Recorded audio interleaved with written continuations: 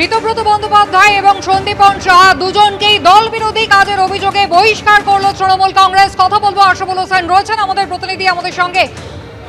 আশাবুল, এখানেই জানতে চাইবো যে একেবারে সেই ফলতায় জাহাঙ্গীর খান, যার একেবারে নির্বাচনের কয়েক ঘন্টা আগে পুনর্নির্বাচনে সরে দাঁড়ানো পরাজয়, এই থেকেই সন্দীপন সাহা এবং ঋতব্রত বন্দ্যোপাধ্যায় দুজনে তারা মুখ খুলতে শুরু করেছিলেন। কেন জাহাঙ্গীর খানকে দল বহিষ্কার করবে না এই প্রশ্ন তুলেছিলেন তৃণমূল কংগ্রেসের এই দুই বিধায়ক। আর আজ দেখা যাচ্ছে দল বিরোধী কাজের জন্য এই দুই বিধায়ককেই বহিষ্কার করার সিদ্ধান্ত নিল তৃণমূল কংগ্রেস। কথা বলবো আশাবুল হোসেন আমাদের প্রতিনিধি সরাসরি রয়েছেন আমাদের সঙ্গে। আশাবুল, জাহাঙ্গীর খানকে কেন বহিষ্কার করা হবে না? এই দুই বিধায়ক সরব হয়েছিলেন বৈঠকে, এরপর সন্দীপন সাহা কাউন্সিলরদের মিটিং এ ছিলেন না, ঋতব্রত বন্দ্যোপাধ্যায় বিরোধীদের ডাকা নিয়ে একেবারে প্রশংসায় পঞ্চমুখ হয়েছিলেন বর্তমান শাসক দলের। আজকে দল বিরোধী কাজের জন্য দুজনকেই তৃণমূল বহিষ্কার করলো।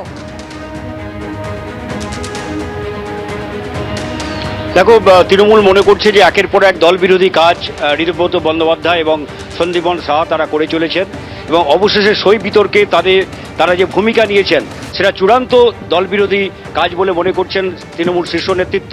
এবং সেই কারণেই আজকে কিছুক্ষণ আগে তৃণমূলের তরফে ঋতব্রত বন্দ্যোপাধ্যায় এবং সন্দীপন সাহাকে দল থেকে বহিষ্কার করা হয়েছে। এই সম্বলিত চিঠি অধ্যক্ষর কাছে জমা দেওয়া হয়েছে। বিধানসভার অধ্যক্ষের কাছে কিছুক্ষণ আগেই তৃণমূলের তরফে তা জমা দিয়ে দেওয়া হয়েছে।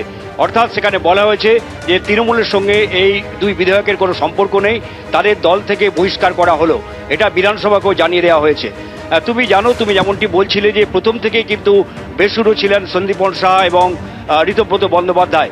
প্রথমেই তারা দাবি করেছিলেন যে জাহাঙ্গীর খানকে কেন দল থেকে বহিষ্কার করা হবে না, এবং তারা অভিষেকের ঘনিষ্ঠ জাহাঙ্গীর খান এবং সেই কারণেই তার বিরুদ্ধে ব্যবস্থা নেওয়া হচ্ছে না বলে এমনটাই প্রকাশ্যে তিনি আমাদের সঙ্গে সাক্ষাৎকারেও তিনি সেটা জানিয়েছিলেন।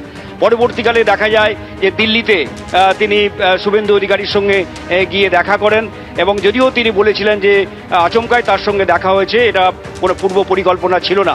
এবং তারপরে যে বিভিন্ন জায়গায় যে সরকারি বৈঠকগুলো হচ্ছে সেই বৈঠকে যে তৃণমূলের বিধায়করা উপস্থিত হচ্ছেন তার পক্ষেও জোরদার সওয়াল করেছিলেন এবং সেই সঙ্গে তিনি বলেছিলেন যে 15 বছর ধরে বিরোধীদের যে সম্মান জানানো হয়নি সেই সম্মান শুভেন্দু অধিকারীর সরকার দিচ্ছে এবং এটাকে তারা সাধুবাদ জানাচ্ছেন।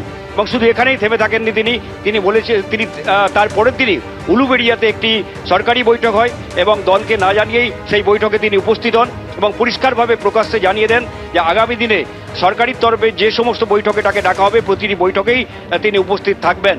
কিন্তু সবচেয়ে যে গুরুতর অভিযোগ, যে অভিযোগটা কিছুক্ষণ আগেই একবারে প্রকাশ্যে এসছে, যেটা মুখ্যমন্ত্রী শুভেন্দু অধিকারী জানিয়েছেন, যে সই বিতর্ক যেটা নিয়ে অনেকেই মনে করছিলেন যে একটা শাসক দলের পক্ষ থেকে একটা ভিন্ডিকটিভ আচরণ বা প্রতিহিংসামূলক আচরণ করা হচ্ছে বিরোধী দলের বিরুদ্ধে, কারণ তাদের 80 জন বিধায়ক রয়েছেন কিন্তু তাদের তবুও বিরোধী দলের মর্যাদা দেওয়া হচ্ছে না।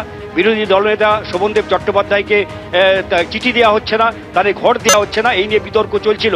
কিছুক্ষণ আগে নবান্ন থেকে শুভেন্দু অধিকারী মুখ্যমন্ত্রী তিনি জানিয়েছেন যে অভিযোগ তৃণমূলের তরফ থেকে এই দুই বিধায়ক সন্দীপন সাহা এবং ঋতব্রত বন্দ্যোপাধ্যায় তারা করেছিলেন যে সই সম্বলিত যে প্রস্তাব।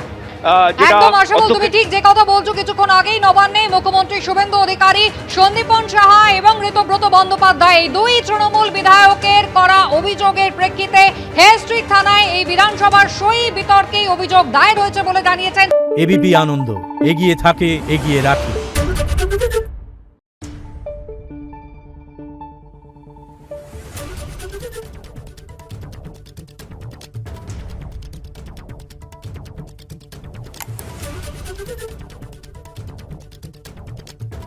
Thank you.